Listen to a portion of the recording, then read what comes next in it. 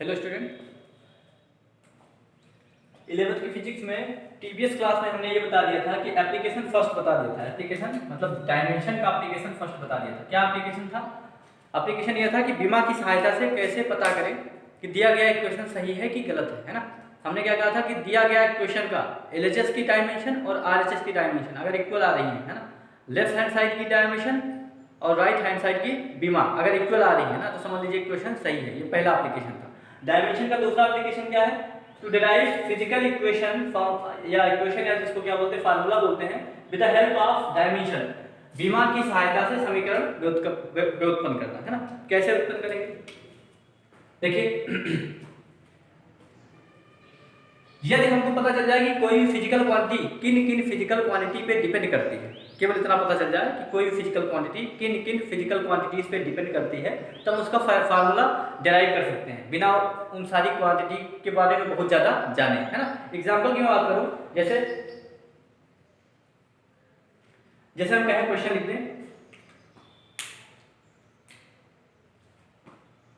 लिख दें, कि किसी भी वस्तु पर लगने वाला बल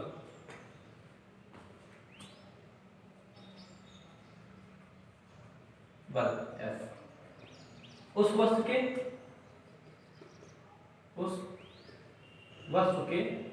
द्रव्यमान m तथा त्वरण a पर निर्भर करता है। ठीक है, तो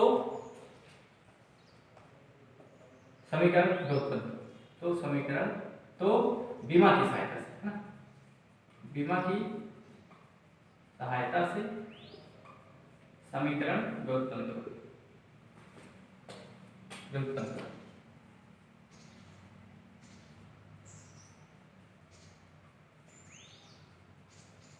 ठीक है, किसी भी वस्तु पर लगने वाला बल F उस वस्तु के द्रव्यमान F तथा त्वरण A पर निर्भर करता है, तो बीमा की सहायता से समीकरण व्युत्पन्न करिए। ठीक है, चलिए इतना बात कहा है, क्या करेंगे? इरेज कर देते इसको,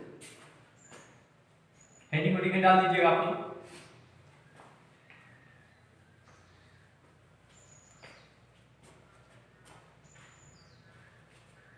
देखिए इसका सॉल्यूशन जो है ना ऊपर बता देते हैं,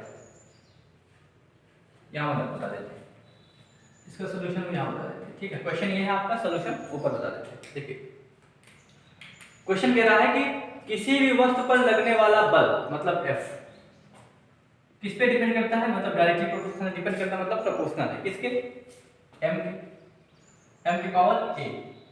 क्वेश्चन फर्स्ट पे कह दिया हमने। दूसरा F जो है डिपेंड करता है, इसको x में कहिए, इसको m में कहिए, इसको x कह दीजिए। ठीक है, a की पावर y सेकंड। अब आप सोच रहे होंगे हमने वहां पर a लिखा था, अब इसकी चेंज क्यों कर दिया, है ना।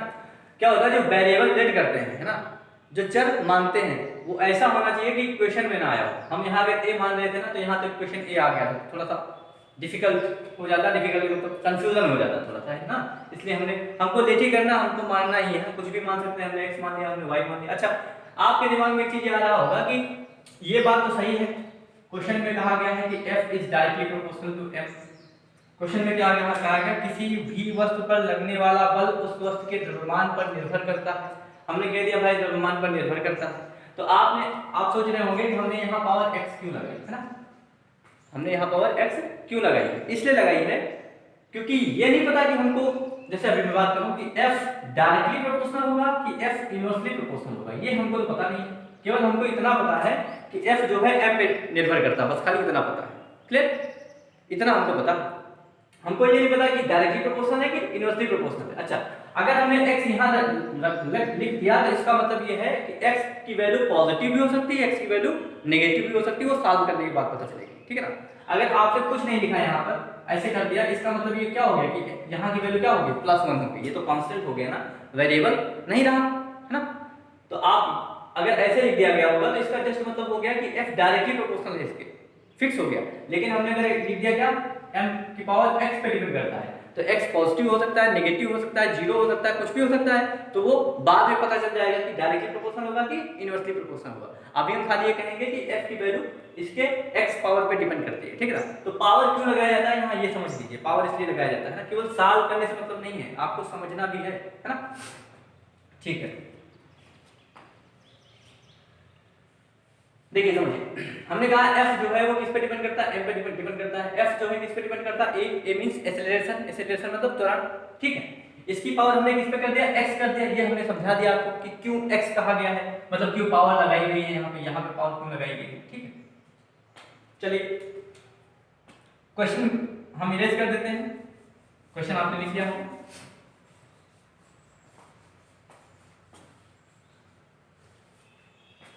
अब अगर इक्वेशन हम फर्स्ट और सेकंड को मिलाएं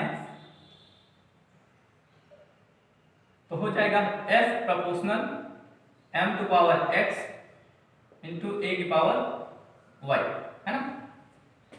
आप देखिए, आपको पता है कि ये प्रोपोर्शनल कांस्टेंट हटता है तो यहाँ इक्वल लगता है, फिर कांस्टेंट k लगता है। ये क्यों लगता है पता है, नाइन से बताया गया होगा।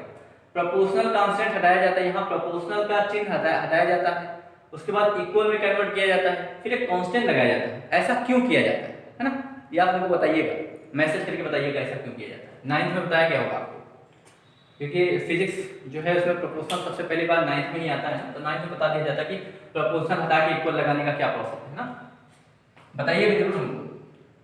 m की पावर x a की पावर y। अब समझिए, अगर हम इसका डायमेंशन फॉर्म लिखें, इसको मान लिया हमने लेट कर लिया, हो गया इक्वेशन ए हो गया, क्या हो गया इक्वेशन ए हो गया, है ना। समीकरण ए का विमीय रूप लिखने पर, विमीय डायमेंशन फॉर्म,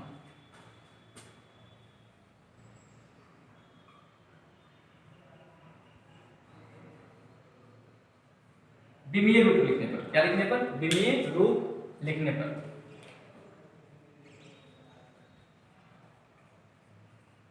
देखिए रखिए विमीय रूप, F क्या है, F है फोर्स, फोर्स का डायमेंशन क्या होता है, mlt-2, याद है नहीं याद है, बता देते हैं फिर से एक बार। F का डायमेंशन क्या होता है, F इक्वल टू होता है ma, क्या होता है, अच्छा छोड़ो, ये तो आपको पता होना चाहिए, ठीक है, ये आपको पता होना चाहिए।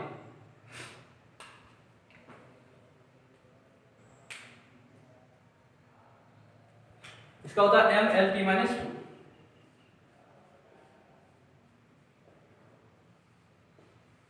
ठीक है।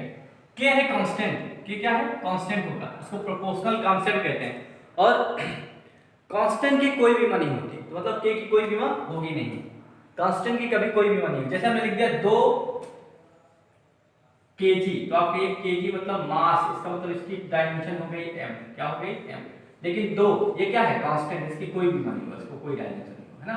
तो वैसे क्या है, ये कांस्टेंट है, क्या है, K कांस्टेंट है, एक कोई कांस्टेंट होगा, कोई नंबर होगा, नंबर की कभी डायमेंशन नहीं होगी, ठीक है। m का मतलब हो गया कैपिटल M की पावर x, है ना। a है एक्सेलरेशन, और एक्सेलरेशन की विमा क्या होती है, lt-2, lt-2 की power y, okay. m l t-2 equal to हो जाएगा mx, m की पावर x, है ना। ये हो जाएगा l की पावर y, t की पावर -2y, ठीक है। अब क्या करिए, आपने इससे पहले पढ़ा है, अगर इक्वेशन इक्वल होगा, अगर इक्वेशन सही होगा, तो क्या LHS की डायमेंशन RHS के इक्वल होना चाहिए कि नहीं होना चाहिए, होना चाहिए। इसका मतलब कि m की पावर, मतलब जो डायमेंशन इसकी वही डायमेंशन इसकी, m की पावर कितनी है 1, m की पावर यहाँ कितनी है x, मतलब क्या हो गया, ऑन कंपैरिजन, आफ्टर कंपैरिजन, तुलना करने पर, तुलना करने पर क्या होगा, तुलना करने पर बताओ, जो m की डायमेंशन है वही इधर भी m की डायमेंशन होनी चाहिए। तो m की डायमेंशन इधर कितनी है x, इधर m की डायमेंशन कितनी है 1, x की वैल्यू 1 आ गई। ओके,